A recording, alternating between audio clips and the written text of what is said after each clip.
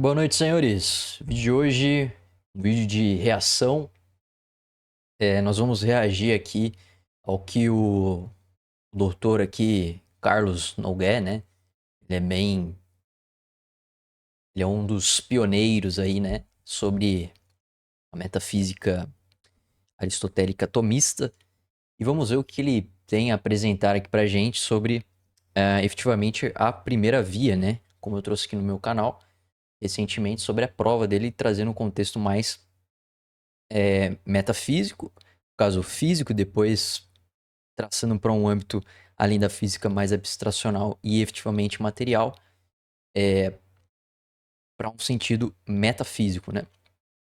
Então vamos reagir aqui, vamos ver o que ele tem para falar e as conexões acerca da prova da primeira via, que é claramente o motor imóvel, né? Então, se você não assistiu o meu vídeo recente sobre a primeira via, vai lá, assista, provavelmente para você ter mais contexto das coisas que trarei aqui, certo?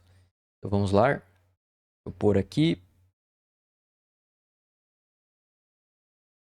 Vou deixar depois no link da descrição o canal. Um canal muito bom, inclusive, que traz bastante entrevistados com bastante barganha de conhecimento.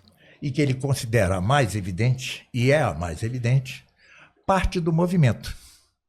Ora, todos nós, pelos sentidos, vemos que há coisas que se movem. Tá certo? Coisas que se movem. Mas o que é mover-se? Mover-se é partir da potência para o ato a quem se destina. Então, um corpo que esteja presente aqui, tá? Ele é em ato, ele está em repouso, tá? Mas ele tem potência para se mover. Então, ele se move, mas se move por quê? Para ir a algum lugar. Tá certo? Interessante essa parte que ele está efetivamente já começando a explicar o movimento, né, proposto e simplificista, né, de uma maneira de um ponto de vista mais simples, mas que a primeira prova, a primeira via de São Tomás é justamente a mais evidente, né? E você vai tangenciar o mundo, ou seja, você vai olhar o mundo através dos seus sentidos, né? E os sentidos, a primeira captação que você tem é simplesmente coisas que estão em movimento e coisas que não estão em movimento. E traçando essa linha de raciocínio, a gente percebe que as coisas estão em movimento com coisas que têm ações, reações, né? E aí você começa a desmistificar, você começa a diferenciar, né, o que é um corpo animado, o que é um corpo inanimado. E só um comentário em cima dessa questão sobre que movimento é potência ao ato, muito claro efetivamente é São Tomás, mas além disso, a potência ao ato ela é cocentrada em relação ao tempo que nós estamos. Então, quando eu vou de potência ao ato, eu estou falando efetivamente de tempo, nosso tempo restrito como ser. Agora, existe também por natureza ir do ato à potência, né? Deus, por exemplo, sendo o ato puro, ele também é potência ativa, né? Então, ele não é que ele claramente sai do ato à potência, mas ele pode fazer isso. Por exemplo, a nossa substância como ser a substância inteligente, a essência inteligente, ela é um ato, mas ela vai gerar em potência o inteligir, que é uma potência, né? Porque o inteligir, de acordo com São Tomás, ele por natureza, potência. Depois, quando intelige com um objeto através dos sentidos, se torna um intelecto agente, né? Ou seja, em ato. Então, é meio que fosse... seria parte ato e parte potência, mas em grande parte é potência, né? Potência sensitiva, nutritiva, né? E é bem interessante essas coisas, né? Porque são auto-evidentes, né? Até mesmo o olho, né? Só o olhar, ele já é uma forma... Ele é um sentido mais elevado, mais nobre de natureza, como diz São Tomás. Assim, os animais se movem graças à memória, porque sabem que ali tem a fêmea ou tem o alimento, né? Os animais se movem. E assim também tudo. Mover-se é passar da potência ao ato a que se destina. Mas ninguém, nada, pode mover-se a si mesmo. Nada pode. Nem pode estar em potência e em ato ao mesmo tempo e pelo mesmo aspecto. Por exemplo, tome-se uma bola de bilhar, de sinuca, tá? Se ela está parada, ela está em repouso, em ato. Se ela se movimenta, ela... Perceba que isso relaciona muito com o que a gente falou sobre a questão da primeira lei de Newton, que é a inércia, que justamente o conceito de inércia é um conceito de estar em ato, né? Então, independentemente se aquele objeto esteja em repouso, literalmente, com nenhum tipo de parametrização ou velocidade zero, como ele pode ter uma acumulação de movimento constante, né? Ou seja, um movimento retilíneo uniforme. Mesmo que esteja em movimento, para ele mesmo ele vai estar parado. Ou seja, claro que isso depende de referenciais, mas em absoluto ele vai estar parado, o que é uma consequência que está em ato efetivamente, né? Porque pensa como se pegasse esse limite de tendência a zero, ao infinito. Se eu sempre vejo um objeto estar em velocidade constante, é claro que ele vai estar em repouso, embora que ele esteja se movendo, ali existe um referencial com ele mesmo que é constante, então ele estaria apenas em ato, né? Então ele não estaria fazendo essas variações, né? E, claramente, nós como ser finito, nós não podemos ser ato e potência ao mesmo tempo. Embora que eu esteja agora em ato sentado, em potência eu vou estar em pé, né? E posso estar em potência efetivamente em pé, e uma das opções é não atendê-las. E é justamente o estar em ato. Então a potência sempre são dois conceitos que são contraditórios, né? Contraditórios por definição, no sentido assim, o contrário de estar em pé é efetivamente estar sentado, né? E o contrário de estar sentado é estar em pé. E isso correlaciona, né? Uma relação bionívoca, digamos assim, de ato e potência, como bem definido. Aristóteles depois formulado uma visão tomista por São Tomás, efetivamente. vai estar em movimento, em ato, e em repouso, em potência, porque ela vai voltar a estar em potência, tá certo? Pois bem, para que algo seja levado da potência ao ato, é preciso que o faça outro que esteja em ato. Outro. E não é difícil ver que é o taco da sinuca o que faz a bola mover-se, tá certo? Então a bola está inicialmente parada, tá? Ela está em ato, em repouso, e está em potência e movimento. Em potência só. Tá? Vem o taco, né? Faz com que ela passe a estar em ato, em movimento, e em potência e repouso. Ela vai estar em repouso quando cair na caçapa da sinuca. Cai na caçapa, ela fica em repouso, tá certo? Mas veja que foi preciso o taco para empurrá-lo. Bom, mas como eu disse, tudo que se move é movido por outro, tá? Mesmo no nosso caso. Então aqui, né, o Nogueira ele já trouxe uma apresentação do exemplo do efeito cadeia de movimentos. É como se pensasse no efeito dominó. Sempre vai ter esse primeiro agente para derrubar a outra peça. E esse derrubar a outra peça é efetivamente que existe essa cadeia de movimento. Então é um ser movendo o outro automaticamente, porque, por definição, se um ser ele fosse ato e potência e pudesse se mover como criação, né? De novo, eu estou em ato e potência, né? Estou em ato sentado, em potência eu posso estar em pé, mas eu não sou as duas coisas ao mesmo tempo. Eu estou em potência. Aquilo que tende a ser é um potencial e não um atual. Agora, eu não consigo ser as duas coisas ao mesmo tempo. E justamente esse atributo que nós apresentamos por decorrência de se estudar a ato e potência, a gente eleva esse produto a Deus, que é o único que pode ser ato e potência ao mesmo tempo, né? Ele é ato puro, e ao mesmo tempo ele é potência ativa e nunca passiva. Então, esse efeito cadeia, né, de movimento seria essas potências passivas de estar recebendo, né? Seria ali um predicado e não um agente. Dos animais, porque aparentemente nós nos movemos a nós sozinhos, mesmos. Não, mas é uma parte nossa que move a outra. A alma, através da potência locomotriz, é que nos move. Através da potência, tá? Exatamente, é através da potência que vai nos mover e efetivamente me colocando em movimento, torna-se ato, né? Então, eu estou em potência em pé, mas depois que eu pratico esse movimento, que é o que vai pôr em movimento, em sentido metafísico, torna-se ato. Depois inverte, né? Em potência sentado, ato em pé. E assim vai fazendo essas questões. Mas o ser em si, ele não consegue auto se mover como ato e potência ao mesmo tempo, né? Ele está em um estado e depois vai para um outro estado. E justamente essa troca de estados, essa métrica, né, que a gente traz, é chamado de movimento.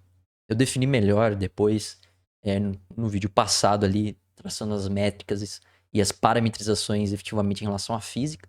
Depois a gente eleva isso para um sentido mais abstracional, que é metafísica, né? Mas muito bem abordado aqui pelo Nogueira. Então, é uma parte nossa que move outra parte.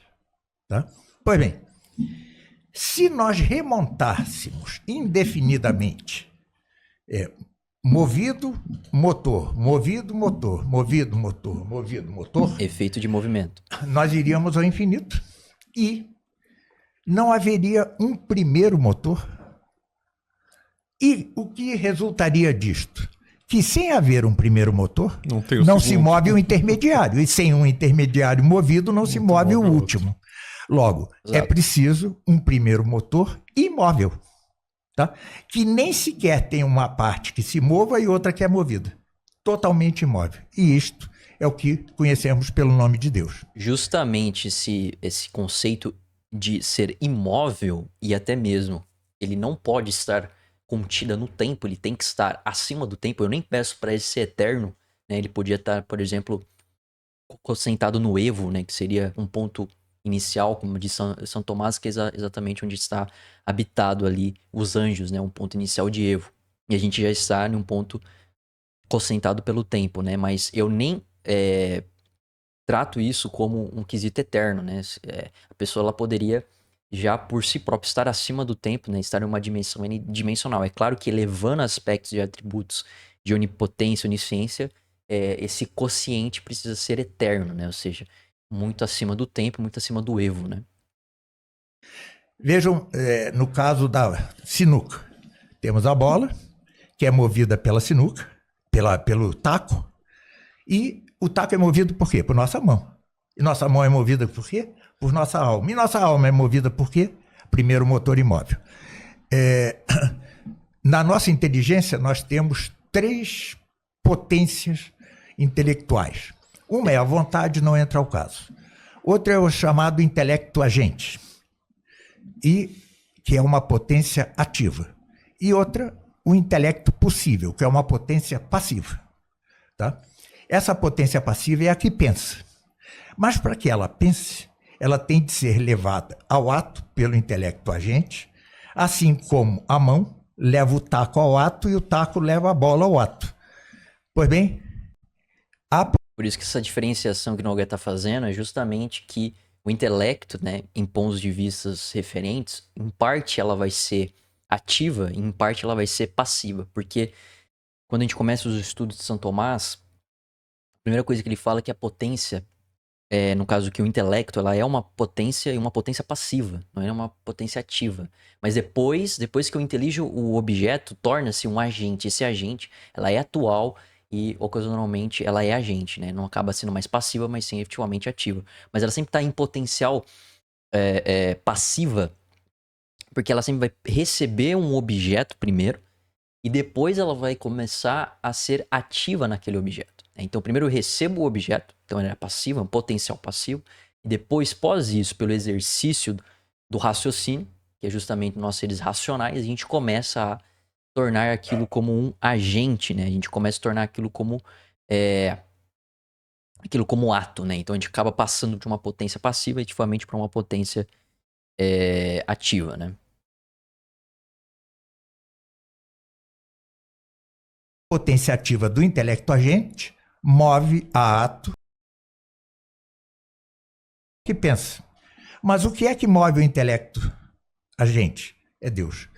Como chamava como dizia um grande tomista, Santiago Ramírez, OP, de Salamanca, século XX. Ele chamava isso instinto divino. Tá?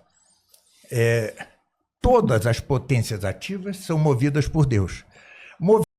Perceba, sempre vai existir essa potência, né? Como ser, porque a gente difere da nossa essência, da nossa existência, justamente por ser potência ao ato. E quando nós falamos de essência para o aspecto de inteligir, né, de intelecção, nós vamos do ato à potência, né?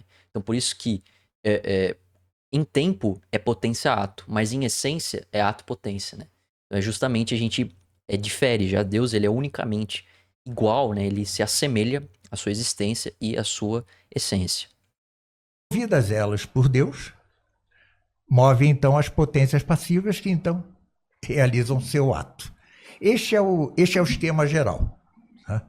Esse é o esquema geral. Mas Santo Tomás, nas vias mesmas, ele só fala de coisas evidentes aos sentidos. Tá certo? Evidentes aos sentidos. Ele ali fala de bastão, que é próximo do taco de sinuca. Tá? Então, nesta primeira parte, não há equívoco algum, só entender o seguinte: movimento, as pessoas entendem como movimento local. Local, isso. Físico. Isso, né? Isso. Não, mas pode ser o local, pode ser o movimento de crescimento e de diminuição. Por exemplo, nós crescemos de embrião a flor. Isso que está falando são as potências, né? A potência sensitiva, potência nutritiva, né? Que ele até depois fala sobre vegetativa, geratriz também, né? Das partes de aumentativo e diminutivo, mas a geratriz é de gerar, né? Também no próprio ser. Da idade, e depois vamos descrescendo, né? Nós vamos diminuindo, murchando com a velhice, né? Há também o de alteração. Por exemplo, nós vamos à praia, ou vamos ao sol, a nossa pele branca fica vermelha. É uma de alteração. E existe um movimento local. Né? Então, são vários movimentos.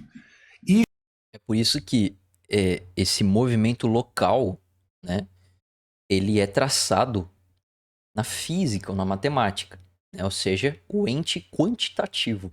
Agora, o objeto da metafísica é o ente absoluto. Então, vai tratar, né, do campus, né, da ontologia. Isto é que está contemplado nesta via. Não é só o movimento local. É que o movimento local é o mais fácil de entender. É o mais óbvio, né? É o mais óbvio. E, na verdade, metafisicamente considerando, é o primeiro. É o básico, é o movimento básico, né? Tá? Mas nós temos movimento na nossa alma, né? Até os anjos têm certo movimento e tal. Mas ele não trata, nas vias, nem da alma, nem dos anjos. Por quê? Porque não são evidentes aos sentidos. Ele ainda vai ter de percorrer um caminho na própria Suma para chegar a demonstrar a imortalidade da alma e a espiritualidade dos anjos. Com uma coisa, uma diferençazinha, se me permite. À vontade. Os anjos para... Engraçado que eu ia falar dos anjos aqui, mas eu nem ia tocar nisso porque é um quesito um pouco mais diferente, né? Porque quando nós falamos e tratamos de um sentido metafísico o motor imóvel, né? A gente pensa nas demais criaturas, né? A gente desce para um nível das qualidades, né? Das perfeições, e a gente percebe o nível de qualidade, por exemplo, de um animal menor do que efetivamente do que o ser humano, pelo próprio fato da diferenciação de se ter o racional e o outro não de se ter o racional. É um conceito irracional. Agora, o anjo, né, é interessante, né, o próprio fato do que seria o próprio fato do anjo inteligir, né? Existe potência nele, né, mas embora ele seja ato, né, mas ele não pode ser ato puro, né, porque ele não é primeiro o movimento, né? Ele é criatura também, né? Mas ele já está no nível mais excelente do que o próprio ser humano, porque ele tem uma visão e um conhecimento inteligido em si mesmo muito mais simples e muito mais claro e autoevidente do que nós mesmos, né? Porque eu digo mesmo que ele está cosentado pelo Evo, né? Que seria uma medição de tempo superior, né?